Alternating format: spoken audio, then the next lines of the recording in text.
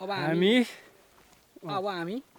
आजको नामाङ्कन जसमाथि हाई पुगेर अब चाहिँ लो ओह्रालोतिर हामी लाग्दैछौँ। अबको 600 मिटर तल गएर बस्ने हो, त्यसपछि फेरि दुईटा बसाउने हो। नाटक नि मलाई त बोल्नै दिँदैन यार मेरो ब्लग। नाटकै हो हाम्रो नि क्यामेरा चाहिँ हामी पनि गर्छौँ, ठिकै छ। कस्तो दामी रहेछ है यहाँ पनि। यस्तो बस्नु पायो भने त लाइफमा यस्तो जङ्गल बिचमा बसेर अब यहाँ हाम्रो नेपालमा छ नि ठाउँ तर के गर्नु यस्तो सुविधा छैन। ओके, अब चाहिँ हामी यो आइसक्रिम खाँदैछौँ। लास्टै गर्मी छ। एक्चुअली हामी चाहिँ अहिले namhansanसङमा आएको छौँ। यो चाहिँ मेरो चाहिँ दोस्रो टाइम हो। पहिला चाहिँ हामी अटममा आएको थियौँ, अनि अहिले फेरि हाइकिङ गर्नुको लागि आएको छौँ। कस्तो टाइट रहेछ यार, लास्टै गर्मी छ क्या अहिले चाहिँ। यस्तो छ है। के फ्लेभर खान्छ? यो खोइ मलाई फ्लेभरको नाम चाहिँ ग्रिन टी फ्लेभरमा रहेछ। ओके है, टेस्टी छ है। भन्दै बन्द गरौँ एकछिन पर्खिनु न यार। अब क्यामेराम्यान हुनुहुन्छ लोकबहादुर मिठो मगर, रहेछ। बाय। आफ्नो फोटो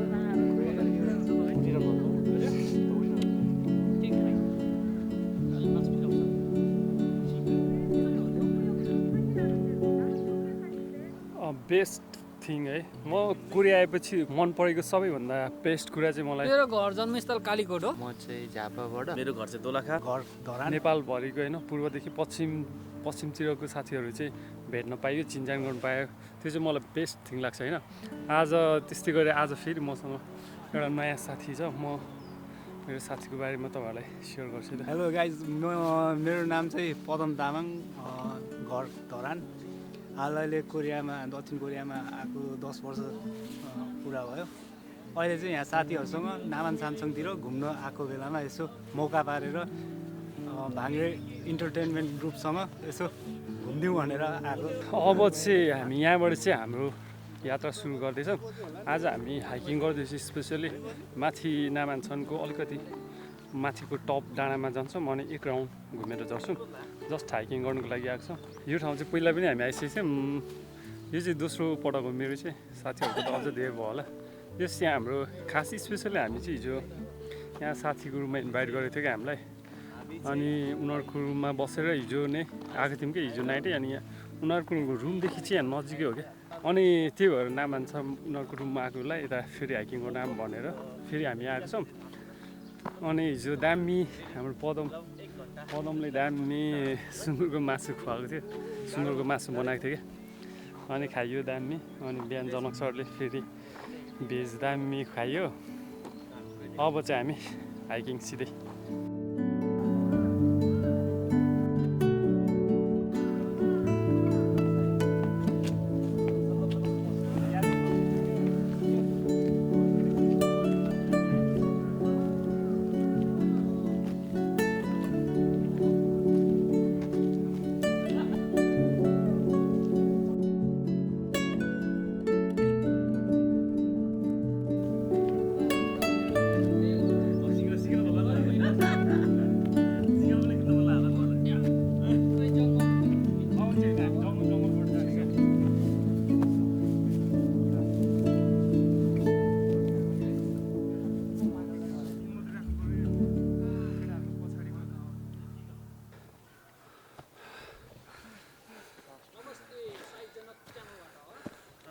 यस्तो स्लो छ हाम्रो है, यस्तो स्लो छ। केटाहरू आउँदैछ पछाडि। यस्तो भित्र चाहिँ एकदम शीतल छ क्या, यता जङ्गलतिर शीतल।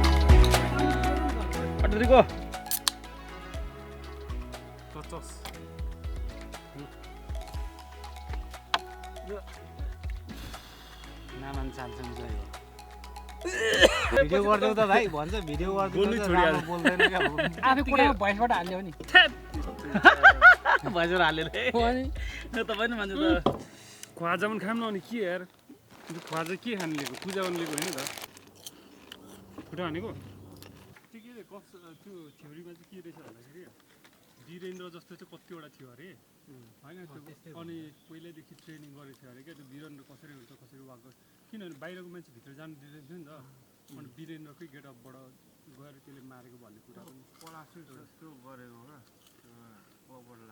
गरेन त्यो पनि कुरा चाहिँ छ सबैलाई वीरेन्द्र नै दिपेन्द्र नै देख्यो अरे होइन यसो सबबाट हल्का खाइसक्यौँ एनर्जी ड्रिङ्क अनि कुकिज अब चाहिँ हामी फेरि टपतिर जाँदैछौँ यहाँबाट चाहिँ अब नजिकै छ क्या यहाँ माथि त्यहाँ अनि माथि एउटा दरबार छ त्यो दरबारमा एकछिन घुमेर हामी आज चाहिँ तलको बाटो जाँदैछौँ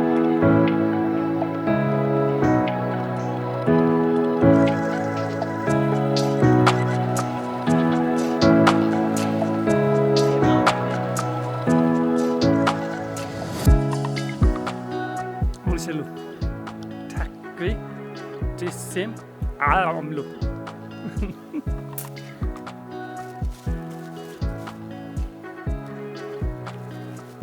अब यहाँ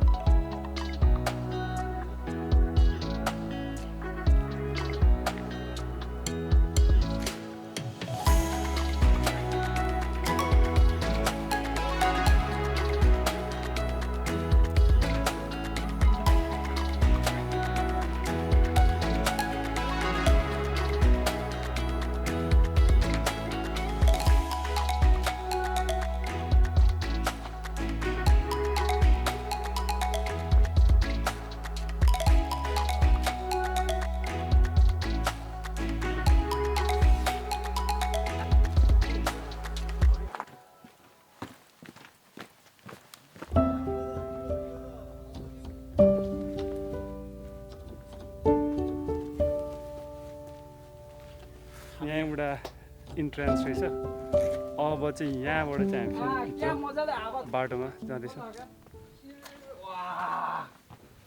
कस्तो दामी बनायो क्या यिनीहरू पुरै ब्ल्याक भयो भित्र कस्तो दामी है जङ्गलभित्र घरहरू रहेछ दामी सिद्धि कहाँबाट लुटौँ होला भनेर है त्यस्तोमा हिँड्नु त मजा आयो त आएन नि यार माटोको अघिको यस्तो ओह्रालोमा ड्याङ ड्याङ हिँड्नु मजा आइरहेको फर्कँदैछौँ हामी अब सिधै तल स्ट्रेट डाउन झर्ने मलाई बोक्नु न है मलाई फोटो फोटो हान्नु है है हिँड्नु के ए नोट हान्नु है क्यामेरा फेरि 90 डिग्री खाएर झर्छ नि नेता हो नमस्ते सबैलाई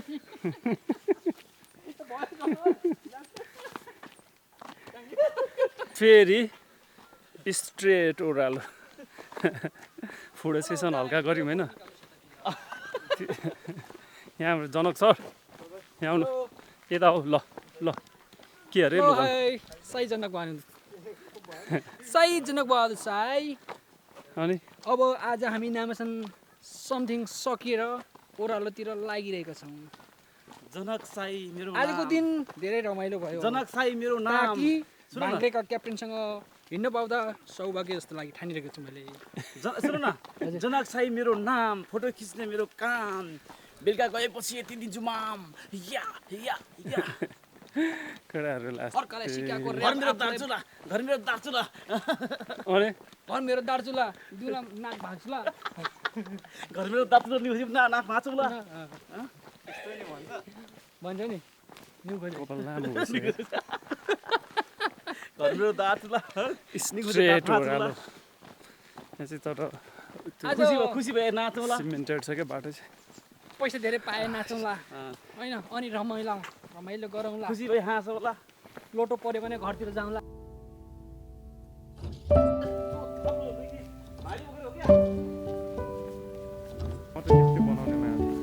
ओके अब चाहिँ हाम्रो नामहान्सान चङ्खु ट्रायल ट्रेकिङ चाहिँ सिद्धिएको छ होइन आज दिनभरि हामी माथि जङ्गलतिर चढ्यौँ अनि अहिले फर्केर आइसक्यौँ हाम्रो साथीहरू चाहिँ हाम्रो जनक र पदम चाहिँ गइसकेछ।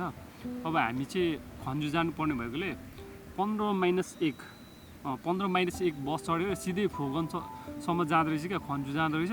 अनि त्यही बस पर्खिरहेको छौँ। अब 16 मिनट बाँकी छ। अनि आजको ट्राभल चाहिँ यस्तै भयो।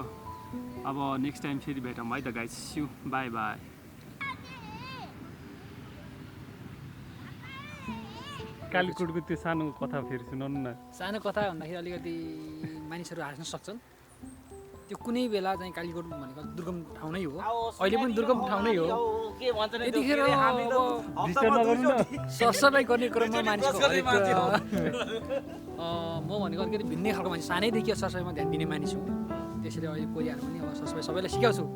मिलनजी चाहिँ यहीँ कोरिया आउँदाखेरि त महिनामा 2 चोटि नुहाउनु छ भनेपछि म त हप्तामा 2 चोटि नुहाउने व्यक्ति हो नेपालमा, त्यो पनि कालीकोटमा। र डेली ब्रस गर्थेँ। सरसफाइ त हिरो हो गर्ने। अनि त्यो पुरस्कार पाएको भन्नु न। यता अब प्रत्येक वर्ष स्कुलले हाजिरामा दिन्थ्यो, मलाई पुरस्कार दिन्थ्यो सरसफाइमा राम्रो गरेको छ भनेर। जनकसाईबाट केही सिकाउँ सरसफाइ भनेर एउटा सम्मान गर्नुहुन्थ्यो, त्यसको लागि म आभारी थिएँ। अहिलेसम्म मैले बिर्सेको पनि छैन, सम्झिरहेको छु।